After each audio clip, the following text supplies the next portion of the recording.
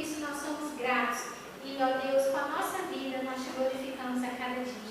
Continua a nos abençoar, ó Deus, se faça presente neste culto nessa noite, que o Senhor receba o nosso louvor, a nossa adoração, e que estejamos aqui, ó Deus, com os nossos corações entregues a Ti, ó Deus, presentes, ó Deus, de corpo, alma e espírito, em nome de Jesus. Amém. Vamos adorar o Senhor. As palmas do Senhor.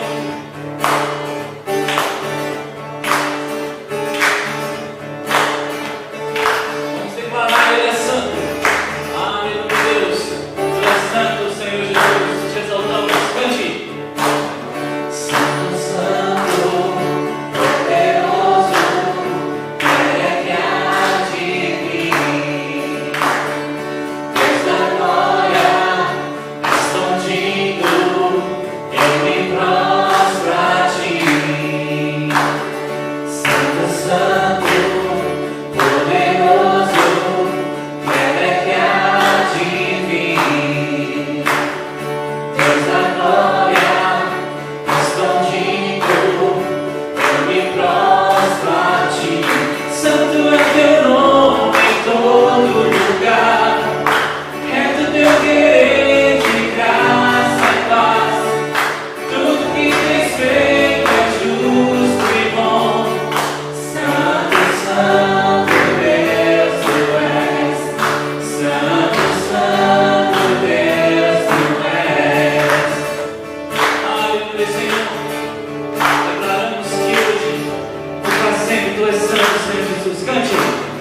Santo, santo, poderoso, é que há de vir.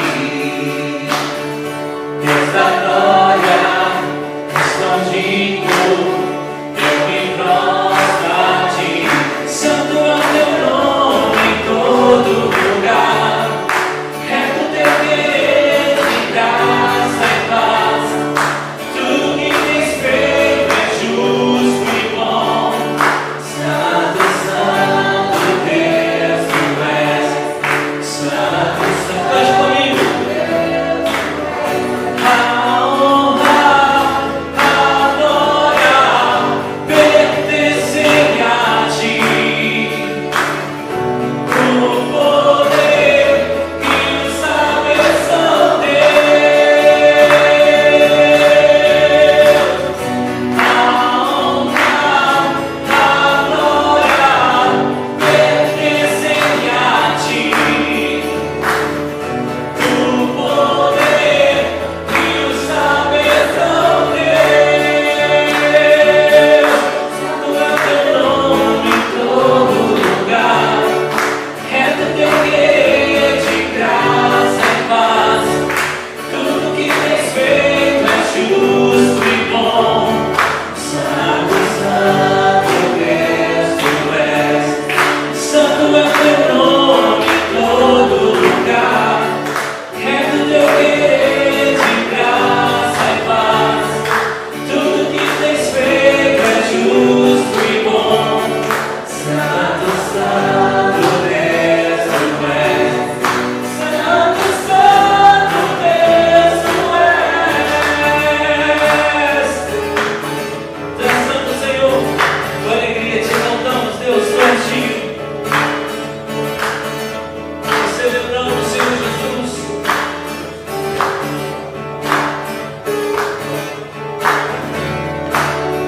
Aleluia.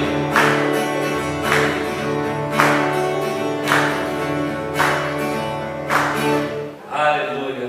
Mesmo em meio às dificuldades que estamos vivendo agora, sabemos que Deus é conosco e sentimos e vemos assim o agir dele em nossas vidas. Não é verdade? Eu tenho experimentado muitas coisas boas de Deus.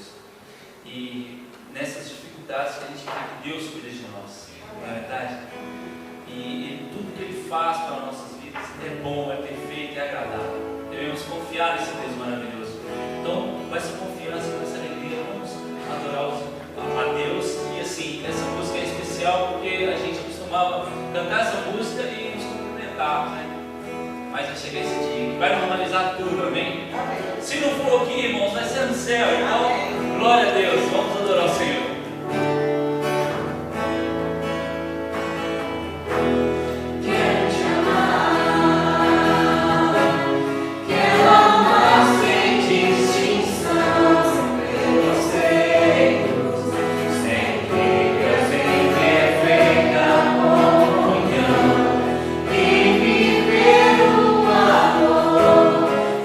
Só Ele é capaz de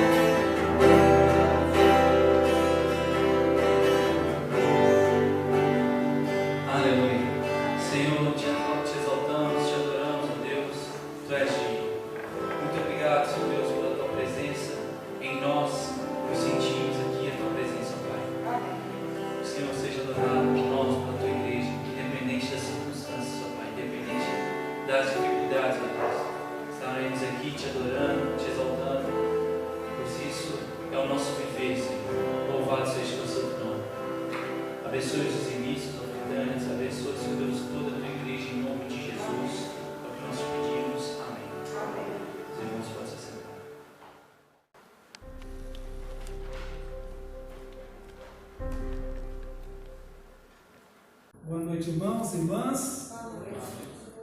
Bênção estarmos aqui na casa do Senhor, reunidos, apesar das limitações impostas aí pela Covid-19, nós estamos firmes no Senhor e louvamos a Ele por isso.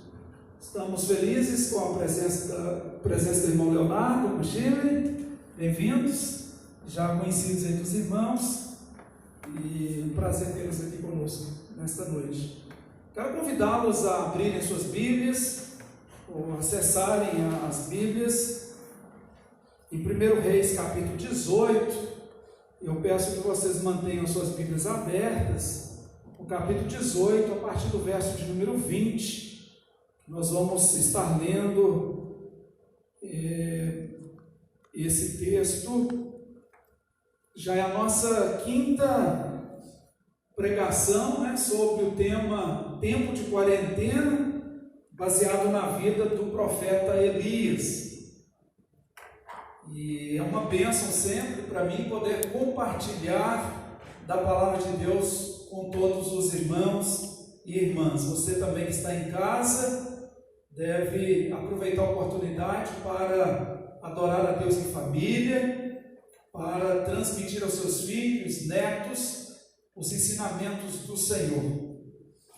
Hoje, como disse, chegamos à quinta reflexão. A primeira está baseada em 1 Reis 17, de 1 a 7, tempo de quarentena. Falamos de uma aparição inesperada. Nos conta como o profeta Elias apareceu diante do rei Acabe sem ser convidado, e já disse para ele uma mensagem muito forte, muito difícil, que não choveria em Israel por 3 anos. E isso causou uma perseguição ao profeta, ameaça de morte por Jezabel, e o profeta então teve que se esconder lá no ribeiro de Querite, e então usar da água daquele ribeiro e ser sustentado através de corvos. Ali ele é alimentado 2 vezes por dia através dos corvos. A segunda reflexão foi baseada em 1 Reis, capítulo 17, de 8 a 16. Tempo de quarentena, uma dependência de Deus. Sem água no ribeiro, Deus manda o profeta Elias para bem longe, para o exterior, para viver fora de Israel, na terra de Sidom, em Sarepta, terra da sua maior perseguidora, de Jezabel. Lá Deus multiplica o pouco de azeite, o pouco de farinha que havia na casa daquela viúva, mãe de um filho, e que estava prestes a morrer. E essa foi a nossa segunda reflexão, quando nós podemos entender que o pouco com Deus é muito. A terceira reflexão tem como ponto de partida o capítulo 17, do verso 17 a 24, cuja temática foi: em tempo de quarentena, a morte ronda o nosso lar. A morte chegou à casa daquela viúva, seu filho acabou morrendo, e ela, então, com a presença do profeta de Deus, o seu filho foi trazido de volta à vida. A quarta reflexão, 1 Reis, capítulo 18, de 1 a 21, foi no domingo passado. Nós perguntamos, em tempo de quarentena, qual a nossa resposta aos desafios do nosso tempo. E queremos retomar aqui, conforme prometemos, apresentar aos irmãos 3 possíveis mudanças na vida da igreja do Senhor Jesus pós-quarentena. Domingo passado falamos de 10 possíveis mudanças ou não depois da quarentena. Como que será isso? Primeira mudança: será que o culto doméstico voltará a todo vapor? Certamente, queridos, que a maioria daqueles irmãos e irmãs, daquelas famílias que estão realizando o culto doméstico, aproveitando aí esse tempo de pandemia, de quarentena, vão continuar fazendo isso. Aqueles que não estão fazendo, agora no período de quarentena, vão fazer depois que acabar a quarentena. Então a oportunidade é agora. Segunda questão, será que o culto nos lares voltará ou ganhará o valor que tinha no passado? Cremos que não haverá cultos nos lares com a força que teve no passado, mas as casas estarão mais abertas para esse importante recurso que a igreja tem à sua disposição. Precisamos investir nessa modalidade de culto, que é o culto no lar. Então, as famílias fazendo culto e a igreja indo também às casas realizar cultos. Isso é maravilhoso. Terceira e última questão para hoje: será que os cultos online continuarão sendo uma prática da igreja? Cremos que sim, mas com pouca intensidade. As igrejas mais atentas a esse fantástico recurso continuarão utilizando para favorecer aqueles membros que não podem, que estão impedidos de vir ao templo, aqueles irmãos idosos que já estão com pouca mobilidade, já não tem mais a Covid-19, mas eles continuam não podendo vir ao templo. E a igreja então vai favorecer esses irmãos pelos recursos digitais, para que eles participem, mesmo à distância, estejam nos vendo e partilhando da palavra de Deus com seus amigos, com seus parentes. Então acreditamos que, se a igreja não fizer um culto online, como a gente fez durante muito tempo, ela vai pelo menos transmitir ou gravar os cultos, como estamos fazendo agora, para que hoje mesmo a irmã Júlia postou o culto de domingo passado. Então, os irmãos podem rever, e aqueles que não estiveram aqui presencialmente têm a oportunidade de assistir, de participar também. É bom saber, irmãos, a temática de hoje, nós estamos nos baseando no 1 Reis capítulo 18, e voltamos ao verso 20 até o verso 40, que em tempo de quarentena, Deus responde orações. Em tempo de quarentena, Deus responde orações. É bom saber que mesmo nesse tempo difícil, Deus continua respondendo às nossas orações. Nossa quarentena, irmãos, é social, ela não é espiritual, e glória a Deus por isso. A ausência do templo físico não é sinônimo de ausência de Deus, porque Deus não está limitado ao templo. Podem nos tirar o templo físico, mas jamais nos tirarão o Senhor do templo. Os versos 20 a 22 dizem assim: Então Acabe convocou todos os filhos de Israel e reuniu os profetas no Monte Carmelo. Então Elias se chegou a todo o povo e disse: Até quando cocheareis entre dois pensamentos? Se Deus é Deus, se o Senhor é Deus, segui-o.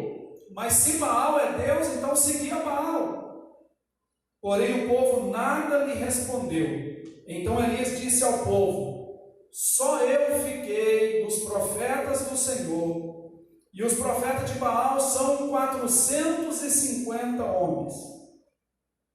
Irmãos, as duas vezes que subi o Monte Carmelo, eu não tive como não me lembrar da história do profeta Elias. E lembrar de que o Deus de Elias, o Deus a quem eu sirvo, a quem nós servimos, é todo-poderoso. E eu pude lembrar também de como eu preciso buscar mais esse Deus, assim como o profeta Elias buscava.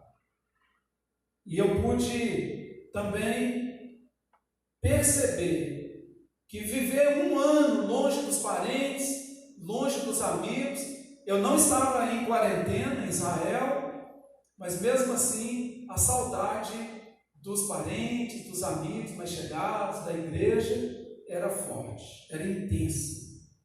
Quarentena, meus irmãos, intensifica muito o senso de solidão e de isolamento. Então, se o irmão ou a irmã está se sentindo isolado, está se sentindo solitário, isso é muito natural. do tempo de quarentena. Não tem como ser diferente. O profeta Elias, ele acha que está sozinho, que ele é o último dos profetas do Senhor e só tem ele e os profetas de Baal. Ele até se esquece, né, queridos? O texto que a gente leu no domingo passado, do servo de Acabe, o Obadias. O Obadias disse para Elias: olha, eu temo o Senhor e eu escondi 100 profetas de Deus, 50 em uma caverna e 50 em outra caverna. O Elias até se esqueceu dessa informação, porque ele está já há 3 anos vivendo essa coisa de quarentena, vivendo no campo por muito tempo e depois longe dos seus parentes, longe dos seus amigos, longe do seu país, da sua língua, da sua cultura. 3 anos vivendo longe de Israel. Queridos, profeta escondido não interfere na história de seu tempo. Profeta escondido não interfere na história de seu tempo. Há tempo de se esconder e tempo de se mostrar. O tempo de Elias agora é o tempo de se mostrar. O tempo dos profetas do Senhor em Israel é o de se esconder. Elias ficou um tempo demais escondido, 3 anos. Muitos profetas, irmãos e irmãs, foram assassinados durante esse tempo, enquanto Elias estava escondido. Então, o tempo de Elias agora é o de se mostrar.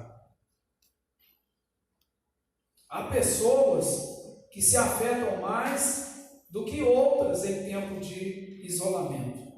As 2 filhas de Ló, por exemplo, os irmãos devem se lembrar delas, isoladas do mundinho onde viviam, acharam que não havia mais ninguém no planeta Terra senão elas e o pai, e acabaram fazendo uma grande besteira na vida. Jacó, em dor profunda na alma, passou cerca de 20 anos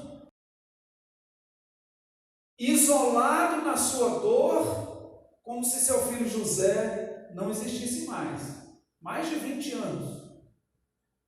Moisés se isolou por 40 anos em Midian. No momento em que ele teve a oportunidade de voltar ao seu povo, ele fraquejou. Ele temeu pela própria vida. Isolamento pode fazer muito mal. Precisamos encontrar meios de enfrentá-lo com determinação, porque isolamento bem canalizado pode redundar em bênção. Pode ser uma bênção na sua vida, na minha vida, como foi uma bênção na vida de Elias, apesar de não ser uma coisa boa. Mas Deus transforma as coisas ruins para o bem daqueles que o amam, daqueles que são chamados segundo o seu decreto.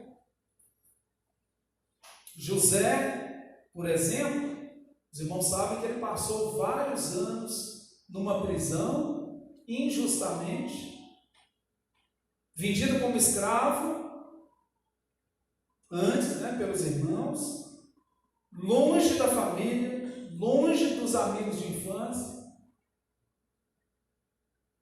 Um período muito, muito longo. Se o Elias passou 3 anos de quarentena, você imagina o José.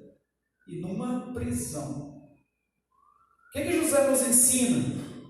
Como enfrentar esse tempo de isolamento? José nos ensina que ocupar a mente ajudando pessoas é uma saída. José nos ensina que buscar a face de Deus é outra forma de enfrentar o isolamento. E José nos ensina que chorar ajuda muito. Ajudar pessoas a ocupar a mente para ajudar alguém. Buscar a face de Deus em oração. E chorar. Chorar desabafa. Chorar nos faz lembrar que somos gente. Chorar nos aproxima do Criador. A Bíblia diz, menor versículo da Bíblia, o que diz? Jesus chorou. João 11, 35. Jesus chorou. Nos versos 23 e 24, Elias orienta o povo da seguinte forma: deem-se-nos, pois, 2 bezerros, e eles escolham, os profetas de Baal, escolham para si um dos bezerros e o dividam em pedaços, e o ponham sobre a lenha, porém não lhe coloquem fogo. E eu prepararei o outro bezerro, e o porei sobre a lenha, e não lhe colocarei fogo. Então invocai o nome do vosso Deus, e eu invocarei o nome do Senhor. E há de ser que o Deus que responder por meio do fogo, esse será Deus. E todo o povo respondeu dizendo: é boa esta palavra, profeta, é boa essa palavra, aceitamos essa palavra. Que palavra boa! Irmãos, Baal tem a maior chance de toda a sua vida de mostrar que ele é maior que Jeová, de mostrar que ele é maior que o Senhor, do que Javé, o eterno Criador. E ele, então, tem toda essa oportunidade de mostrar o poder que ele diz ter. Veja que Elias não se preocupa de Baal ser o primeiro, de apresentar-se primeiro. Quem serve o Deus verdadeiro não teme os deuses falsos. Quem serve o Deus de justiça, amor e perdão, não teme os deuses injustos, odiosos e de fardos pesados.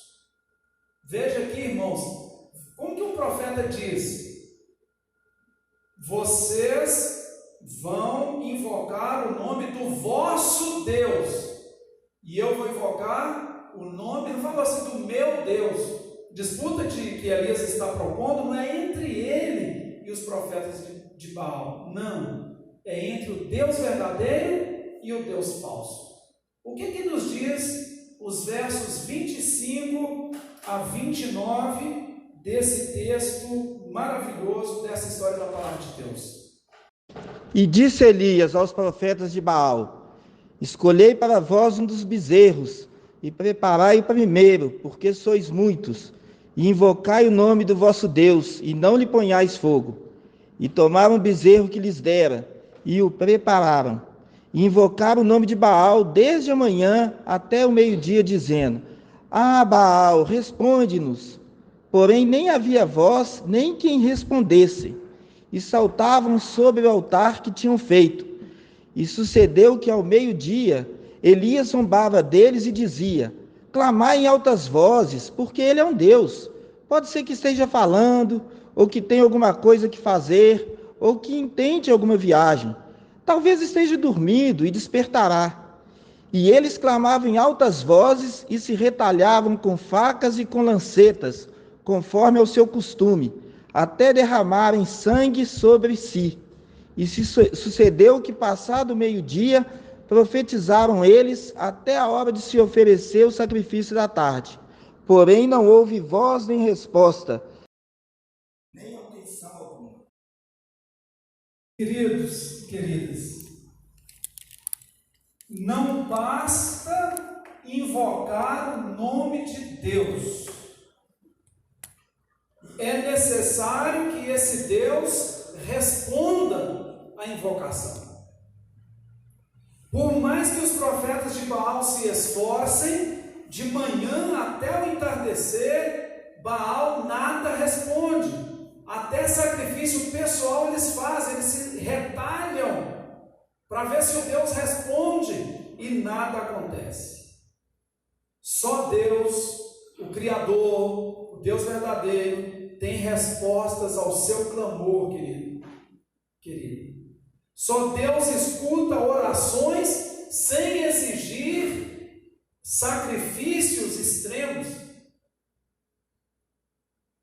O que nos informam os versos 30 a 37? O que acontece nessa história? Então Elias disse a todo o povo: chegai-vos a mim.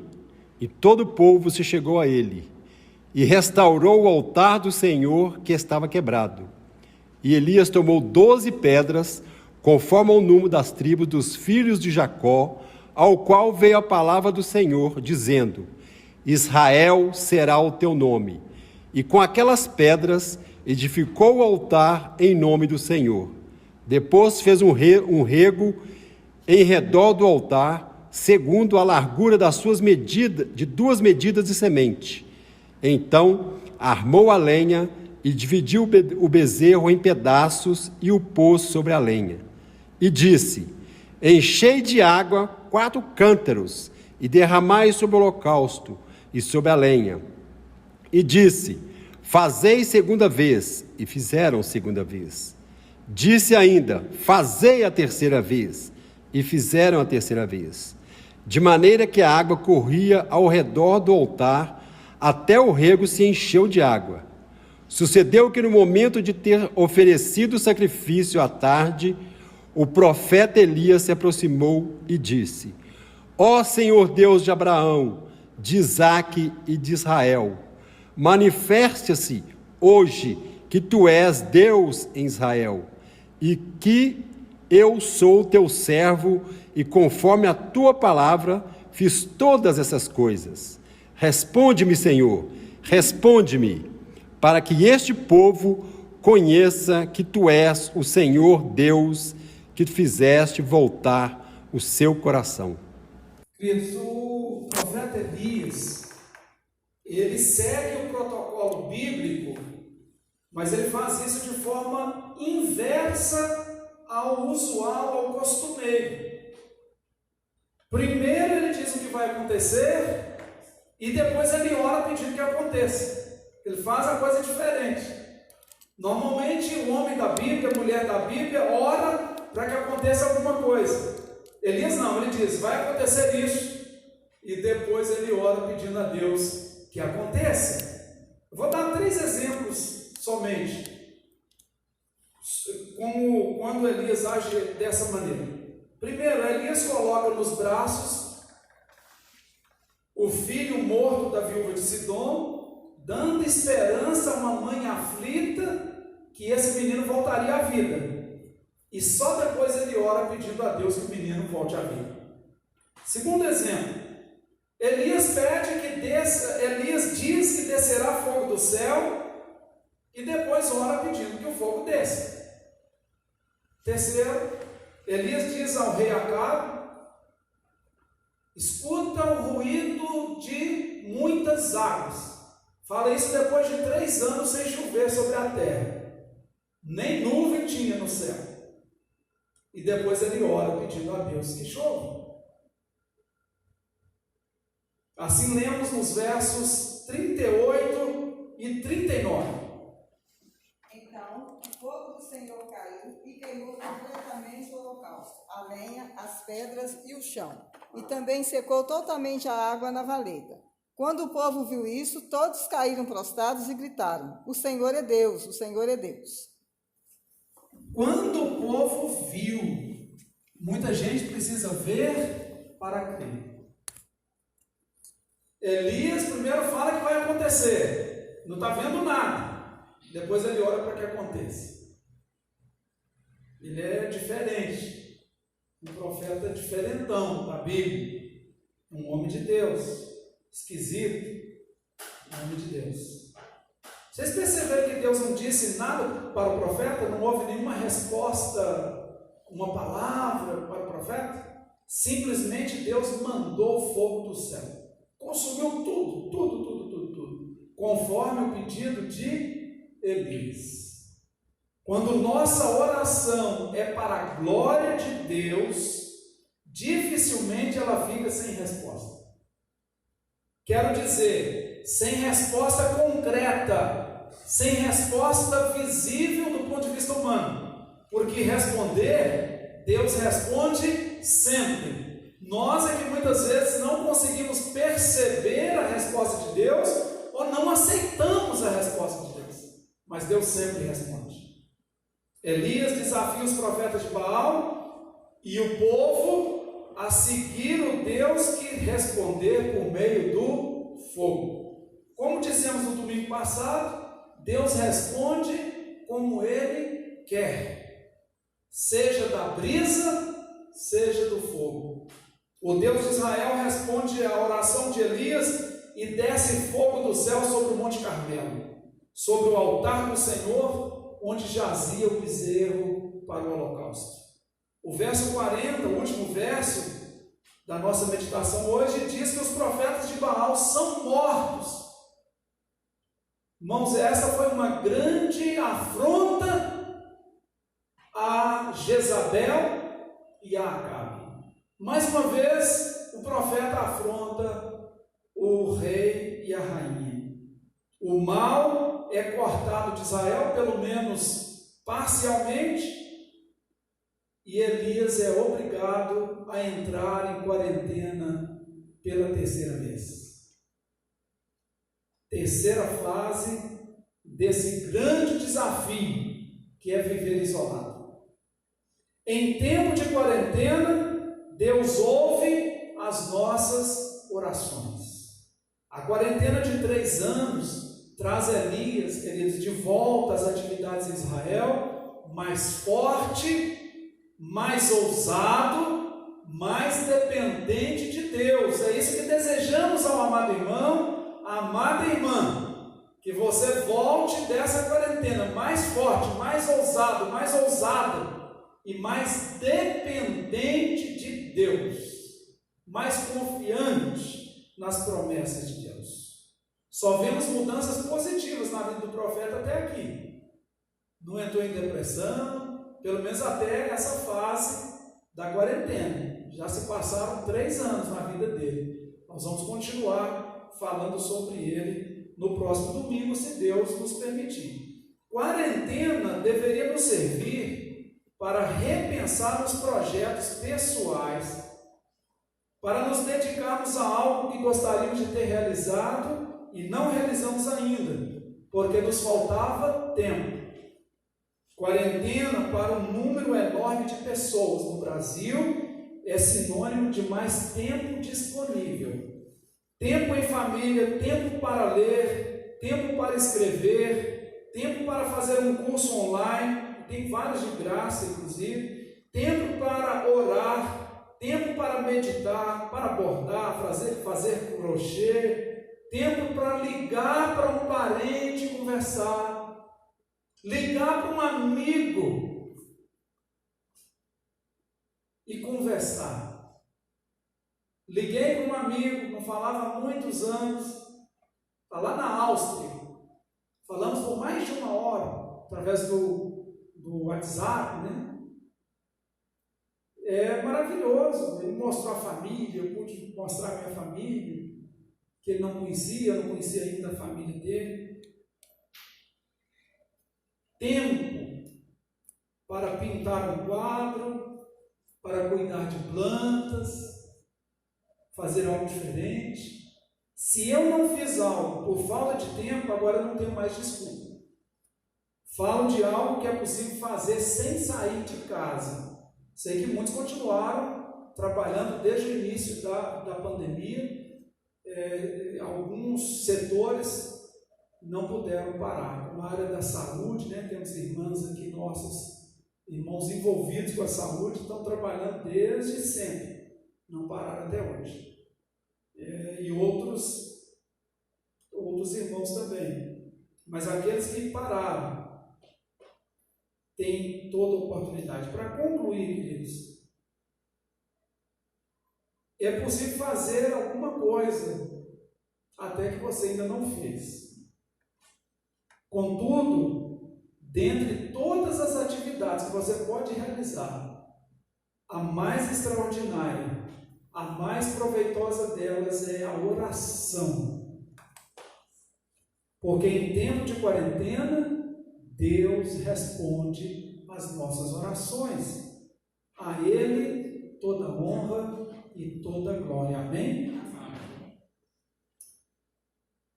Queridos, nós vamos louvar o Senhor, estamos chegando ao final deste culto e nós sempre gostamos de louvar o nosso Deus. Convidar a nossa equipe que tem nos abençoado e que os irmãos vão em paz para os seus lares, tenham uma semana abençoada na presença de Deus, seja no trabalho, seja em casa com a sua família. Aproveite a oportunidade que Deus está te dando. Uma coisa negativa, mas pode ser revertida em algo muito positivo. Fale mais com a sua família, ore mais, leia mais a palavra de Deus, busque o Senhor, tá bom? Que Deus nos abençoe. Vamos ficar de pé. Vamos cantar a Deus. As palmas ao Senhor.